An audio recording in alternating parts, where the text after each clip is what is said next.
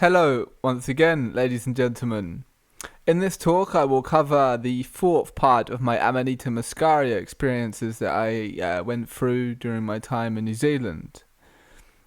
Again, just to warn anybody, these mushrooms are not like psilocybin. They are incredibly different, a completely different drug.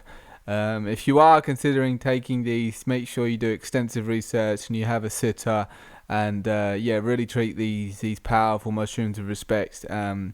They are not something to be doing at a party for fun, just to see what it's like. They're incredibly powerful and incredibly sacred.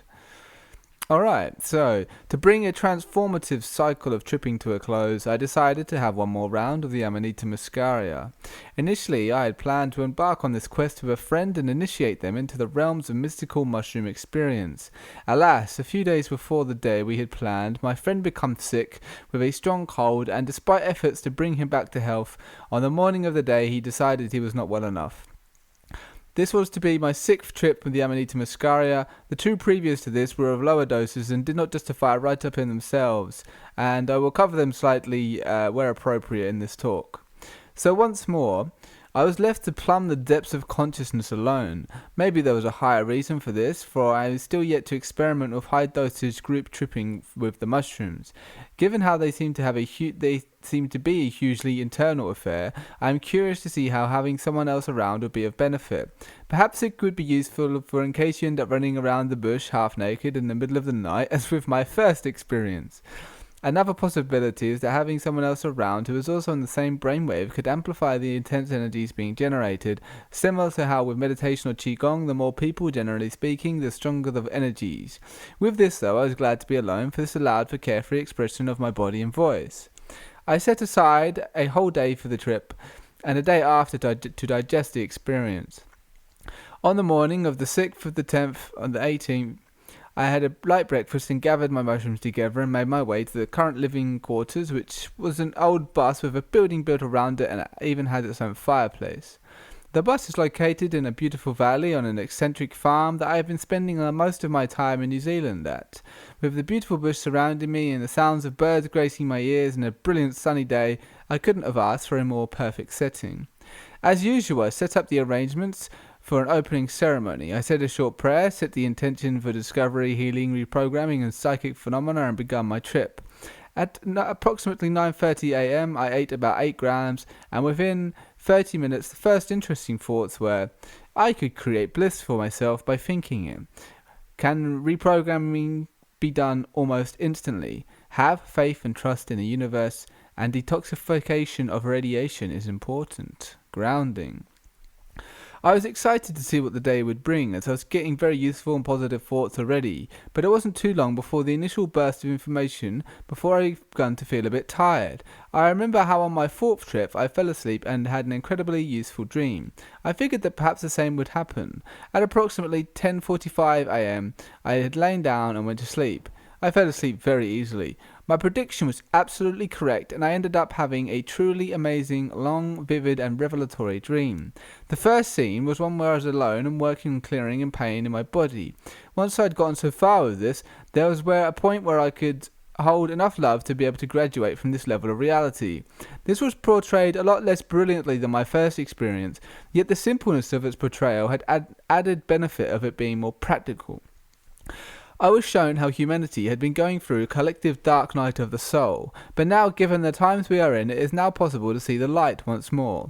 This ties in many cultures' prophecies and predictions point toward this time in our history as a powerful time of transition. I felt a great love for humanity and desired strongly to share this with others. I returned back to this dimension and assembled a group of people, and via a form of group therapy we each clear our pain and darkness, and all of us were then able to graduate. We also then for a while progressed onwards in our newfound reality. The next scene depicted how there would be a huge event happening in a not so distant future that would be humanity's final trial, so to speak. This brought forward the concept that humans have either to polarize towards the light or dark or face death and reincarnation. There was a huge event that captured the minds of all, and it was shown that this reality is not real and is a testing ground or school giving people the opportunity to learn. During this revelation, some people were able to feel the love whilst others descended into madness. There was a collection of people in white robes and some form of symbol was held up for everybody to see. There was more, although this was most of what I could remember. I was shown a picture of a few countries, and I can remember most was what I can remember most was Australia and how it had been brought and sold, although you could probably extend that to most of the world right now. After this, I woke up. Perhaps, generally speaking, countries can be of more service to self than service to others. How you would monitor something like that would require reading the collective thoughts, emotions, and actions of each individual and putting some form of average on whether the total is more towards a respective polarity. With this, though, there would still be some amazing individuals all around the globe, for the family of light have done a good job of covering all bases. Once I have woken up, I was very much in the trip. Although not too strong, I felt overwhelmed with wonder and joy from the profound dream I had just experienced. I gathered myself and proceeded to record my dream. I then lay down and re-entered a meditative state, during which I was able to tap into my higher mind and proceeded to do a back and forth from entering a higher state of consciousness to then bring back interesting and revelatory thoughts and writing them down as quickly as possible. As had been the case in my fourth and fifth trips, the chakras came up, and I began to focus my attention on them and possible ways to clear them.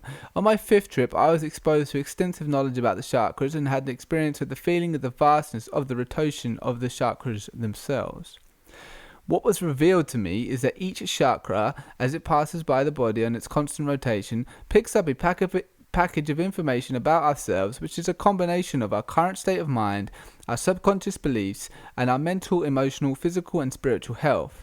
Then relays this information to the universe, coupled with how we feel and relate about the world externally in all previous mentioned ways via the quantum realms. Then this has a strong impact on what experiences, situation, people, and so forth are attracted to us.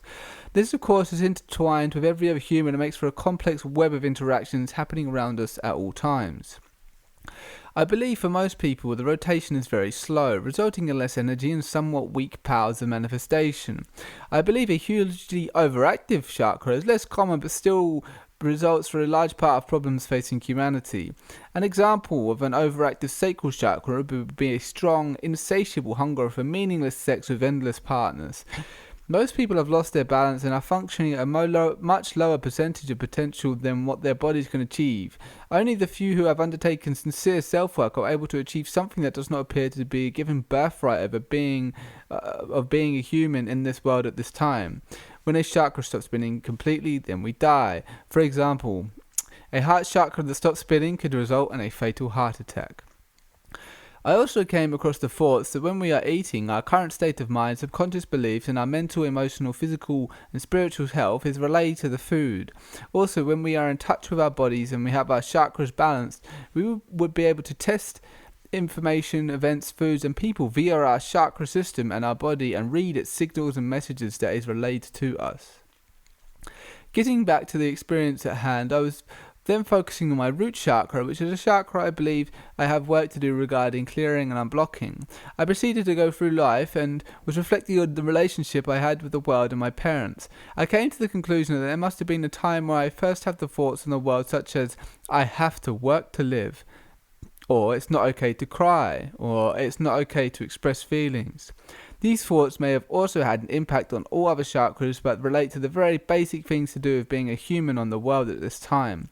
I was coming across to thinking that perhaps the con on humanity has been so vast that maybe it is possible to have a system where we do not have to work to survive, and I was comparing how this reality may actually be a lucid dream of sorts, just with a time delay between thoughts and outcome. Relating to internet speeds. In a lucid dream, when we are asleep, we have ultra-fast fiber optic connection and thoughts manifest instantly, and so-called reality is on a dial-up at half speed and takes a while to catch up. Once we begin to have these thoughts and they are repeated, eventually they would become part of the deeply held subconscious beliefs that would then influence the reality we experience. I believe there are vast powers that are aware of humans' reality creation abilities and use this to their advantage.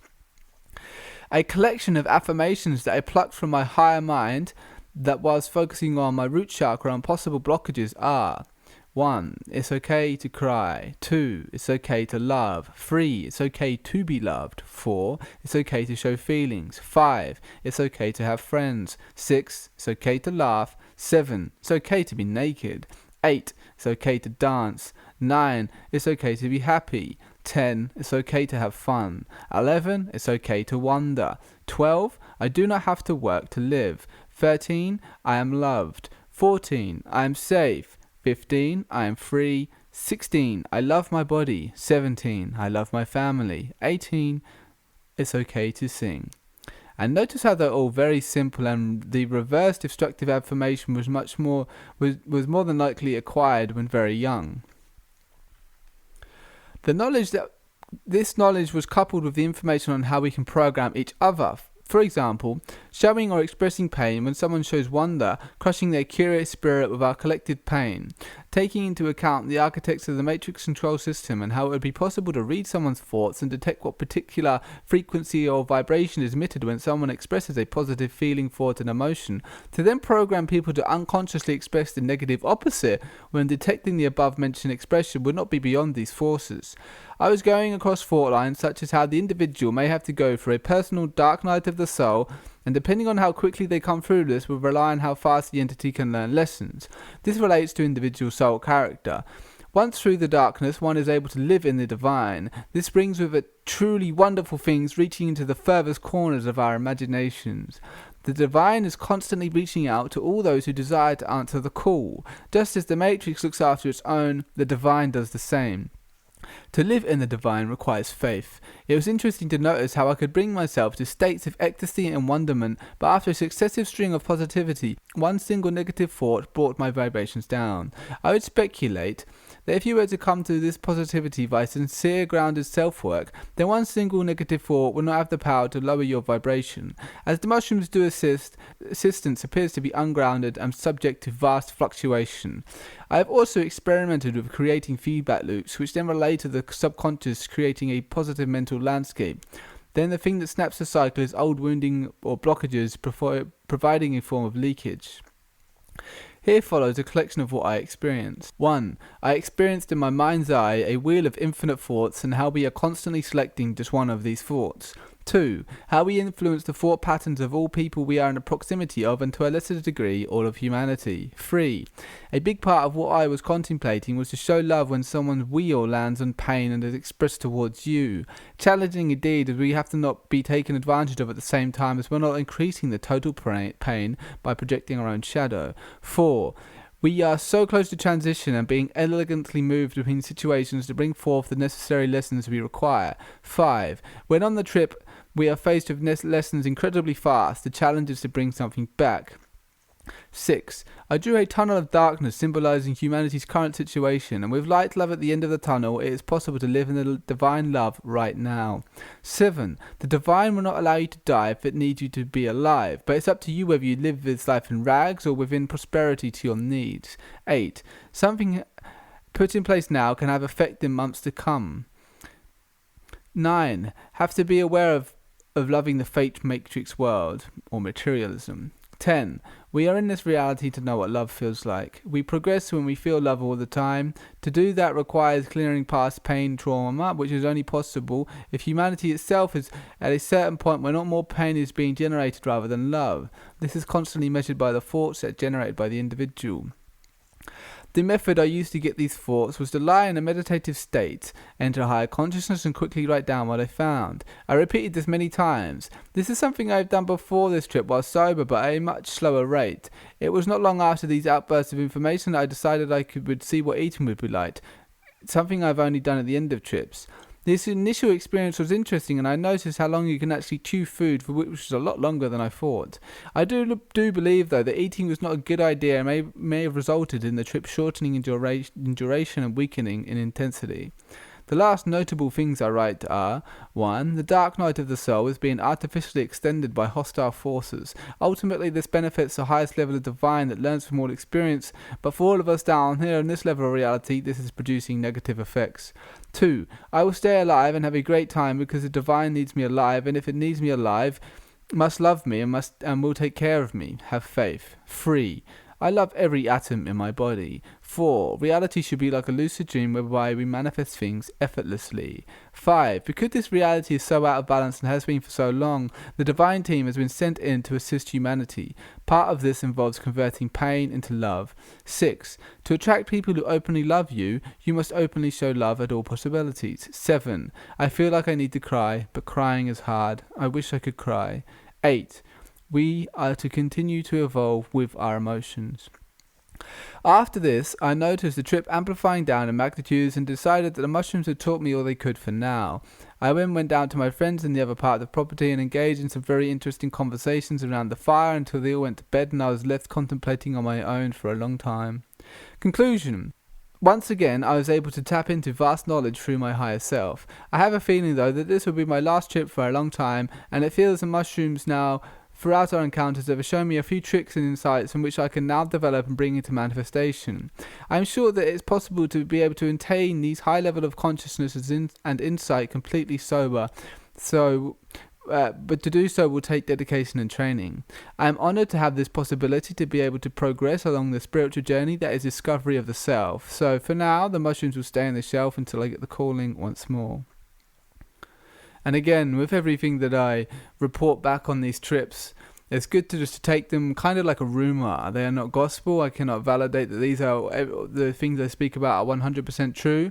This is just what I experienced and what I tried to bring forth, and I do believe a lot of what I have experienced here, but I can't say it's 100% true.